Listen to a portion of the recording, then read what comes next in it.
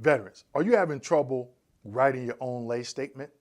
In today's video, I'm going to give you some examples of powerful, yes, powerful lay statements that you can use when you're submitting your claim to the VA. Make sure you stick around.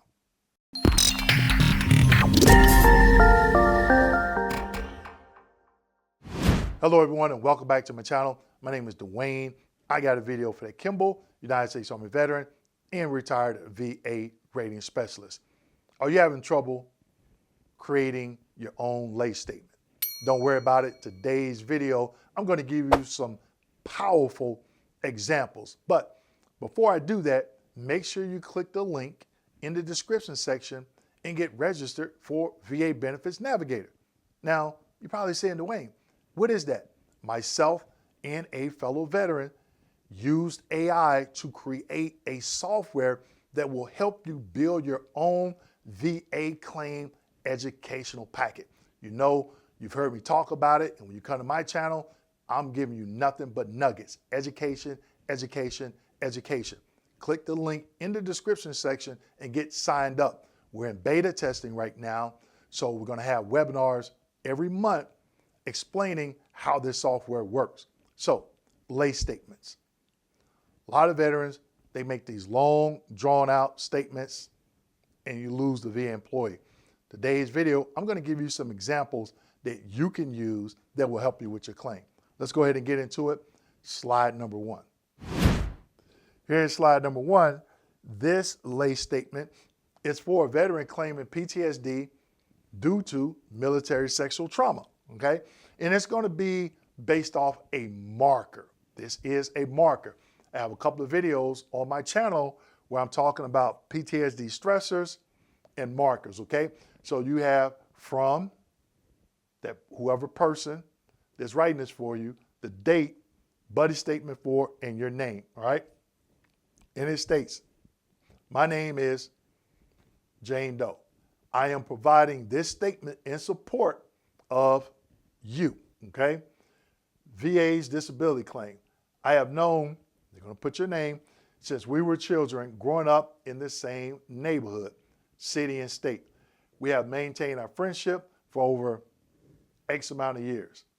On this date, veteran, put your name, called me by phone while they were stationed, the location where you were stationed. During this conversation, they disclosed to me that they had been sexually assaulted by, going to get a person's name, the rank, in the location, such as the barracks or office area, the time frame, weeks prior or previous month. This is important. When you look at the reference for markers for MST, this is an example of one. You didn't report it to your chain of command, but you did tell someone, whether your mom, your dad, your brother, your sister, cousin, aunt, uncle, whoever, right? Now, I'm not going to go through and read this entire lay statement. Go ahead and pause it, take a screenshot, okay? And if this is something that you can use for your claim, if you're claiming PTSD due to military sexual trauma, you didn't report it to anyone in your chain of command, while you're in the military, you're going to ask the VA to concede based on this marker, okay? Let's keep going. Slide number two. Here in slide number two, the veteran is claiming tinnitus due to being exposed to acoustic trauma, okay? I have a video on how to win your claim for tinnitus. Make sure you check it out. So you're going to have your name, your social security number, the current date, and then the reference. Make sure,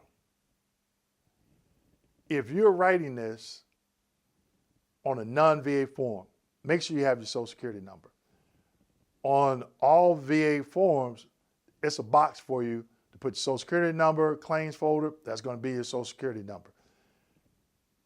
Do not omit this information, all right? Now, on the previous slide, it wasn't there. If you are okay with giving the person that's writing this statement for you your social security number or the last four of your social security number, that would even work, okay? And it states, I am going to have your name, and I served as an infantryman in the United States Army, give the dates, during my military service. I regularly was exposed to loud noises, including gunfire at firing ranges, artillery during live maneuvers, and other related acoustic trauma without adequate hearing protection. I first noticed constant ringing in my ears, tinnitus, while on active duty, and this condition has persisted continuously since my separation from service. That last sentence is powerful. I first noticed constant ringing all the time. Look at the diagnostic code criteria for tinnitus. Constant ringing in my ears. When? While on active duty. You go to that CMP exam and you say it was afterwards, they may deny that claim because they're going to say, oh, it didn't happen until 2, 3, 4 years after service. That's what the veteran told us, okay? While on active duty. The third part of this sentence that is powerful, has persisted continuously since my separation from service. You answered 3 questions. How often do you have it? It's constant. When did it happen? While on active duty. Okay. Number 3, continuously since my separation from service. Continuously. Happened on active duty, it's constant, and you still have it. Okay? Make sure you check out my videos on how to win your claim for tinnitus. Let's keep going. Slide number 3. Here in slide number 3, again, you can see from Social Security number, date, reference, claim for back strain and bilateral knee strain due to parachute training. I also have a video on what conditions you can claim for being awarded the parachute badge.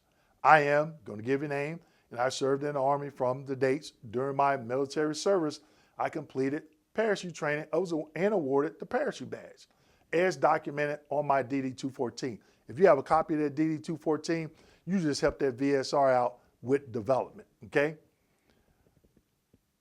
During the parachute training and subsequent airborne operations, so if you went through jump school, when you were at Fort Bragg and you wore that beret, you had more than the jumps that you did during jump school. I sustained injuries to my back and both knees due to the repetitive impact and stress of parachute landings. These injuries occurred as a direct result of my airborne duties and physical demands of parachute operations, including hard landings and cumulative stress on my spine and knee joints for multiple jumps. I began experiencing pain and discomfort in my back and bilateral knees during my service. Okay? Simple as that. Now, this is a paragraph, short, direct, and to the point. You're also asking the VA employee to concede this, okay? Because you didn't report it while on active duty, okay? So you have to understand in this particular situation, you have a parachute badge, but you didn't report it. When you go to that CMP exam, you're gonna have to explain to that examiner why you didn't report it, okay? And we all know that, especially you going through airborne school, going through jump school, you get airborne qualified, you're in an airborne unit, you're trying to be Rambo. You sucking it up. That's what they're telling you. So you're not going to sick call because you don't want to look weak. That's what you're going to have to tell that examiner as to why you didn't report it.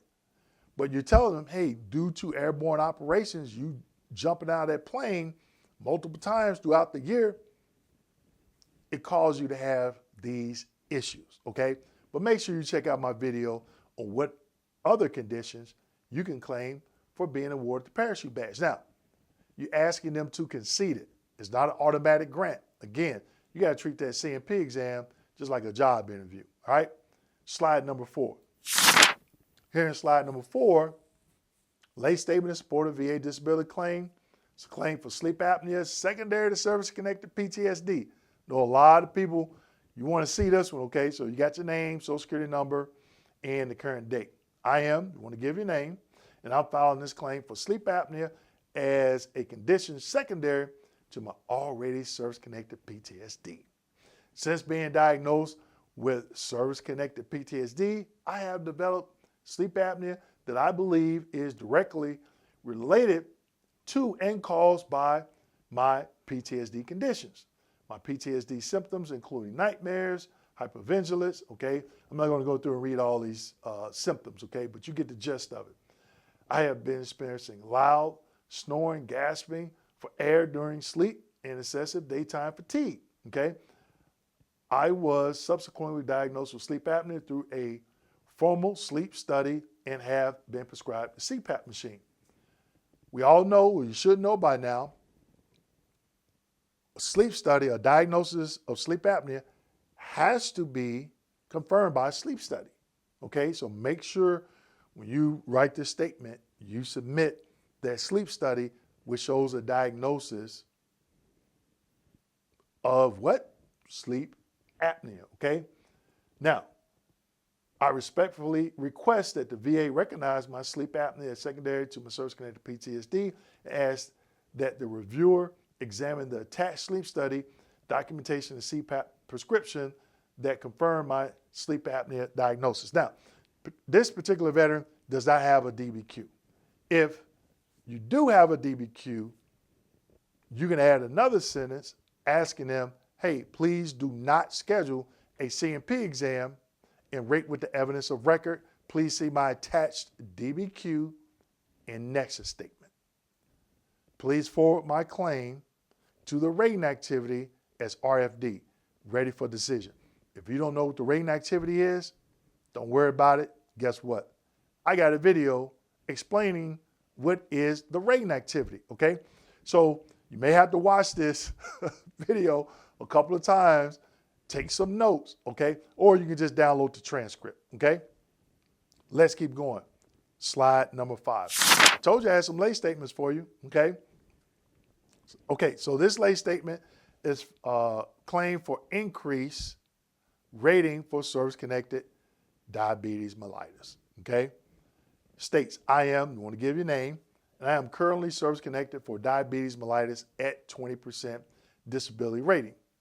Since my last rating decision, my diabetes condition has significantly worsened and now requires more intensive management and treatment. I am now required to take insulin injections daily to control my blood sugar levels, whereas previously I was able to manage my condition with oral medications alone. Woo! It's going to be powerful. I'm going to explain it here in a minute. My diabetes now requires constant dietary restrictions, okay? Then next it says, and regulation of activities. All right. So the veteran is 20% for diabetes mellitus. The 40% criteria for diabetes mellitus, guess what they are? It's the 3 conditions that I have in bold. Required to take insulin injections daily. My diabetes now requires constant dietary restrictions and regulation of activities. That is the 40%, okay, for diabetes mellitus. You can find that in the rating decision that granted you the 20%. You can use this same format for whatever condition you're claiming the increase for, but you have to know the criteria for the next higher percentage you feel you warrant and just reword it. Now, why is this important? Let's say this veteran, obviously in this example, does not have a DBQ. When you're doing an increase, you don't need a Nexus, you just need the DBQ. The Nexus has already been established, okay? So the veteran submits this, goes to the exam, completes the exam, gets a rating decision, says confirmed and continued. This is going to be golden right here. Confirm and continue. You're like, wait a minute. I knew what the 40% criteria was. I told the examiner that. but maybe the examiner didn't check those boxes. And the rater confirms they continue your condition 20%. Guess what I'm doing? I'm completing a VA Form 21-0996 high-level review because the rater should have gave 40%. And you're probably asking yourself, Dwayne, how are they supposed to grant me 40%? Because maybe the C&P examiner didn't check the right boxes because you just told them in this lay statement. That's how powerful it is. They can use your lay statement to grant the next higher benefit off your subjective lay statement, because if you're not a medical or mental health professional, you can't diagnose yourself, but you can give your symptoms. And your symptoms are daily insulin injections, now requiring constant dietary restrictions and regulation for activities. Now, here's another nugget, people. Let's say you're 0, 10, and 30% for migraines. You're going to say the same thing in the migraines. Well, not what I'm saying here, but you're going to say, now I present with the following. I have very completely prostrating attacks, prolonged and severe of economic inadaptability. I'm sorry, okay? That's the 50% criteria for the migraines. They keep you at the 0, 10, and 30, do a high-level review, and do the same thing, okay? That's how powerful these lay statements are, okay? So make sure you go back, watch this video again, pause it, take a screenshot, write this stuff down, or you can download the transcript, all right? So don't overthink these lay statements. And if you're still watching, go ahead and put a fire emoji in the comment section and say, Dwayne, man, you bringing the fire. Well, for those of you from certain locations throughout the U.S., that fire. But let me know if I'm bringing the fire, all right? Now, don't overthink this. Don't overthink it. And I know you're going to ask me, Dwayne, where did you get these from? The VA Claim Nugget Vault, okay? Right here, VA Claim Nugget Vault. I sat down and I'm like, you know what? People have been asking me, Dwayne, review lay statements, which I don't do. But I'm like, I'm going to do one better. I'm going to give you some examples, okay? So you can use these examples depending on your particular situation. Key things to keep in mind, keep them short, direct, and to the point. With that being said, make sure you like, subscribe, hit that notification button, and as always, share this video with your fellow veterans. Thank you.